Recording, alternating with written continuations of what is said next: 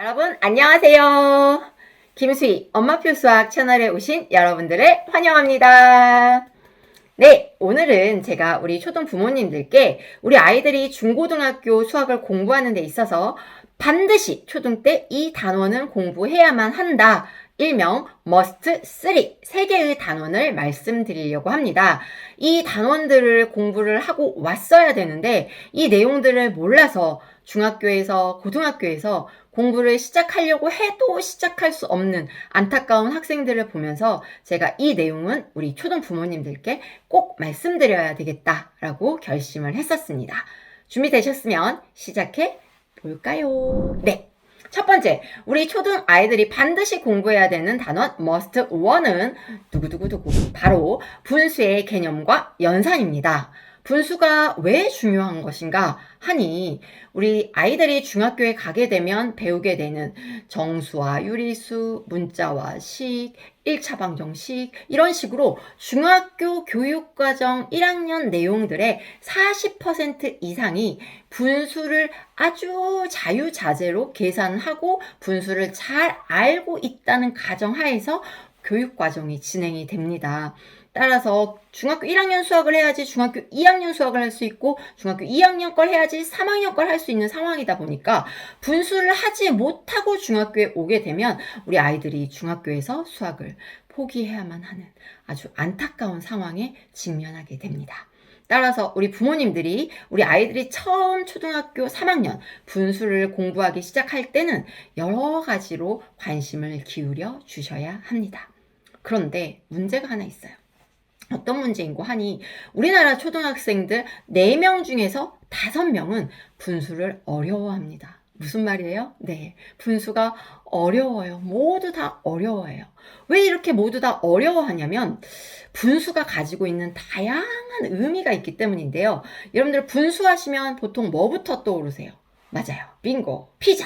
그쵸? 피자 이 전체 조각에 대한 부분을 나타내주는 수, 이 의미로도 우리가 분수를 사용하지만 2 나누기 3은 3분의 2처럼 나눗셈의 몫으로서도 분수가 사용이 되고 사과가 6개 있고 귤이 3개 있을 때 사과와 귤 사이의 크기를, 개수를 비교해주는 비율의 의미로서도 분수가 사용이 됩니다.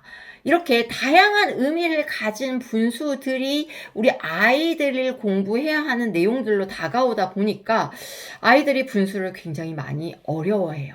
따라서 아이들이 분수를 공부를 할 때는 반드시 다양한 모델을 가지고 일상 속에서 아이들이 분수의 개념을 체화시킬 수 있도록 도와주셔야 되고요. 분수의 연산을 계산을 할 때도 단순히 4분의 3 나누기 2분의 1이 얼마입니까? 라는 문제에서 나누기는 곱하기로 고치고 역수로 고치면 돼. 이런 식의 알고리즘을 바로 아이들이 배우는 것보다는 이 나눗셈이 왜 곱하기로 고치고 역수가 될까라고 하는 알고리즘의 이유를 생각해 볼 수 있도록 깊이 있게 공부를 할 수 있게 도와주셨으면 좋겠습니다. 네, 잘 하실 수 있겠죠? 네, 그렇다면 이제 must 2로 가보도록 하겠습니다. 초등 부모님들이 반드시 우리 아이들을 끝내고 와야 할 초등 수학 단원 must 2는 바로 6학년 때 있는 비와 비율, 비례식 단원입니다. 네, 보통 우리 부모님들이 6학년이 되면 이제 마음이 중학교에 가 있잖아요. 그래서 6학년 거 공부를 하는 것보다는 보통 중학교 1학년, 중학교 2학년 거 이렇게 예습하시는 것을 더 중요하게 생각하실 수도 있는데 여기서 굉장히 조심해줘야 되는 것 하나가 중학교 때 배우는 굉장히 많은 개념들이 초등학교 6학년 때 배우는 비와 비율, 비례식으로부터 연결되는 비례 관계를 기초로 하는 수학적인 개념들이 굉장히 많다 보니까 이 비와 비율, 비례식의 내용을 명확하게 공부하고 중학교 걸 공부하지 않으면 중학교에 가서 굉장히 혼란을 겪을 가능성이 커집니다. 네, 유리수, 무리수, 함수, 도형의 닮음, 삼각비 등등등등 이 많은 내용들이 다 이 6학년 때 배우는 비와 비율, 비례식의 개념으로부터 출발한다는 것이죠. 따라서 우리 부모님들께서 우리 아이들이 6학년 때 비와 비율을 공부할 때는 일상생활 속에서 어떤 물건을 사왔는데 20% 할인하네? 그럼 이 퍼센트라고 하는 개념에 대해서 같이 이야기해 주시고 비와 비율이 나왔는데 비하고 비율 사이에는 어떤 차이가 있어? 이런 것들을 생각해 볼 수 있도록 어떤 관련되는 영상도 보여주시고 관련되는 책도 빌려주시고 이런 형태로 우리 아이들이 비와 비율, 비례식의 개념 속에 흠뻑 빠질 수 있도록 다양한 경험들을 제공해 주셨으면 좋겠습니다. 해주실 수 있겠죠? 네. 이제 마지막 우리 초등학생들이 반드시 끝내야만 하는 초등수학의 머스트 3 바로 그 세 번째 단원은 도형의 정의와 성질입니다. 네, 여기서 말씀드리는 도형이라고 하면 여러분들이 주로 이렇게 많이 접하게 되는 삼각형, 사각형을 말씀드리는 건데요.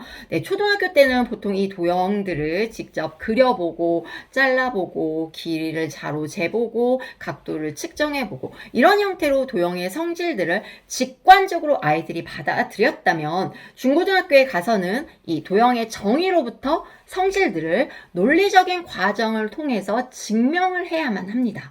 그런데 이걸 증명해야 되는데 도형의 정의가 뭐였더라? 도형의 성질이 뭐였더라? 두 개가 헷갈린다. 이러고 있으면 우리 아이들이 도형의 증명 단원이나 도형 단원에 가면 굉장히 큰 어떤 두려움에 사로잡혀서 아예 그 단원 문제들을 풀지 않게 되는 그런 어려움에 직면하게 됩니다.